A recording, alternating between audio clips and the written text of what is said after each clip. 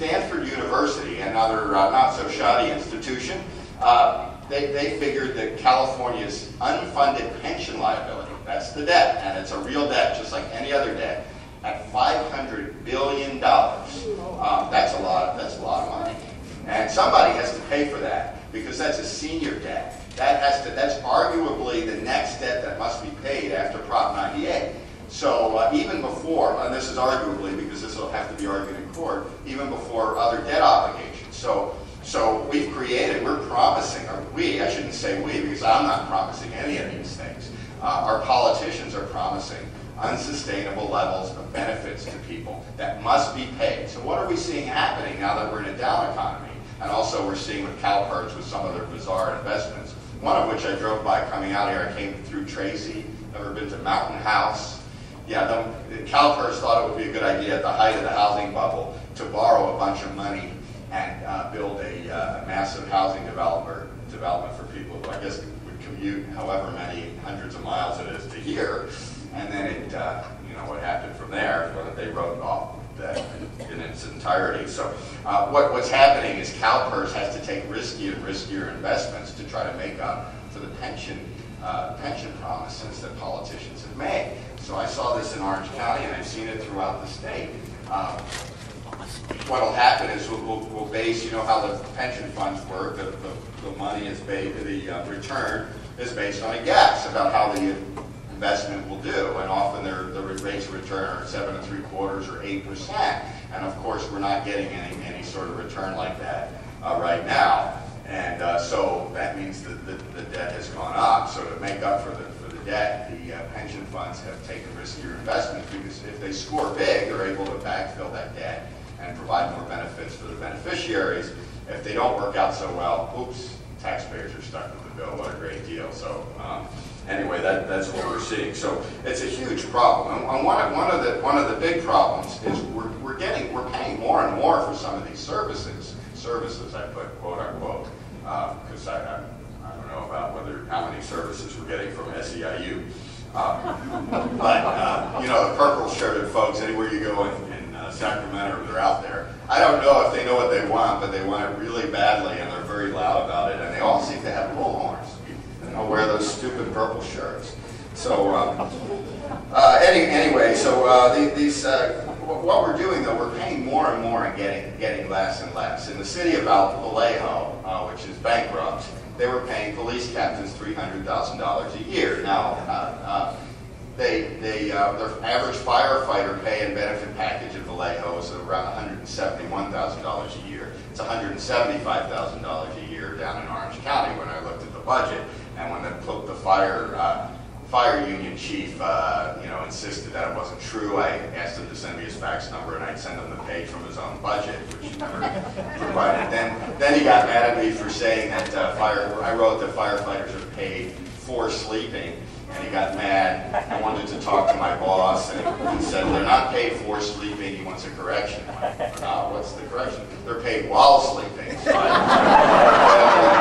only gave him that correction, and that's the way it goes. But what we're getting is, in Orange County and elsewhere, they're cutting back. The fire trucks are old. They can't replace them.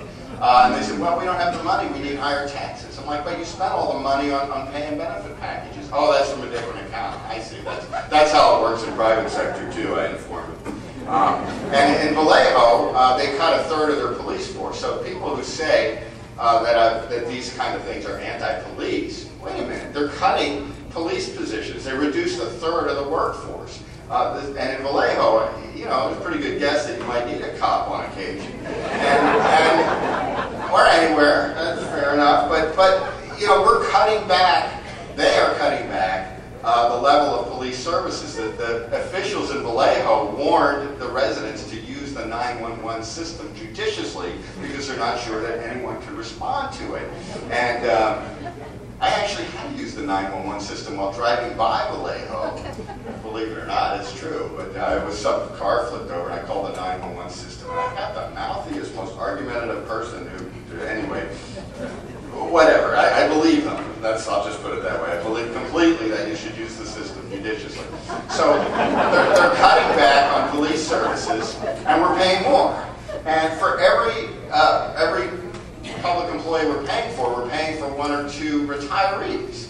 This isn't making any sense. And then now in the firefighter world, there's no shortages. Any firefighter union official who says there are fire shortages is insane, because obviously they have, I think it's like 22,000 applicants for every opening, so it's not even close. Police, there's a claim that there are police shortages, but almost all the alleged shortages can be traced back to the 3% of 50 when that was passed back in '99, and all the different jurisdictions started retroactively increasing these benefits, creating that anyone who was 50 or older stopped working. Why you'd be working for free? That's where the problem came from. I said, great, okay, there are shortages. Let's get rid of 3% of 50. Oh no, we don't want to do that. So. The other thing that's done, and I've seen it done constantly, is these benefits are granted retroactively. So there's never, ever any reason to do this other than it's just a pure gift of public funds to the older union members. The young guys, it's more, union organizing is an old man's game, and the old guys, as they're about to go out, they try to get all they can. So retroactively, Gerard Miller, a columnist for the noted anti-government publication called Governing Magazine, actually it's a little inside joke, so inside no one gets it except me. But Governing Magazine is a prominent magazine for government officials, and one of their lead columnists argues that there's never, ever any reason for retroactivity. If I'm about to retire tomorrow, I get the pension increase going back to the date that I started, and then the unions will say they're doing it for retention. Now, I mean, I may be dumb, but I'm not that stupid. I mean, explain to me how that would help retention. So it's just the level of plundering and the amount of the double dipping scams. It's incredible. So in Sacramento, I guess I made the mistake of arguing that in Sacramento the legislators aren't doing anything about the pension problem. They are doing something about it. They're making it worse. So Fiona Ma had a reform that would just get rid of the most egregious pension spiking gimmicks. And the unions got some amendments implemented in it, and it essentially codified some of these pension spiking gimmicks. It arguably made it worse. There's some debate back and forth, but in my analysis, it made the problem worse. So that's Sacramento. With Republican support, there are a couple of bills that passed that expand the cancer and heart attack presumption into your 70s if you're a public employee of different categories. So if you're 70 and you get a heart attack, I mean, some people get heart attacks by the time they're 70. I mean, things happen to the human body at that point. And anyway, the presumption, expanding the presumption, says if you get a heart attack or cancer, it's presumed to be job-related, which means that you get extra disability pay. It's presumed, unless proved otherwise, and I've never known of an instance where the government agency has gone to challenge the presumption. So they're making it worse. Oh wait, I told you that I was going to do some positive stuff. And I guess there is some positive stuff. In the last elections, I think it was in Arkansas where the union candidate was defeated. In Orange County, a race I covered carefully, the Orange County Board of Supervisors race. Sean Nelson, and I bring up this example because it's illustrative of how these kind of pension spiking deals move forward. Sean Nelson was a Fullerton City Council member, and he called a very fine editorial. Oh, no, I'm kidding around. He called me back when I was an editorial writer at the Register, and he said, we're about to pass. We, the City Council of Fullerton, are about to pass in closed doors a retroactive pension increase for the general public employees. The police and fire had already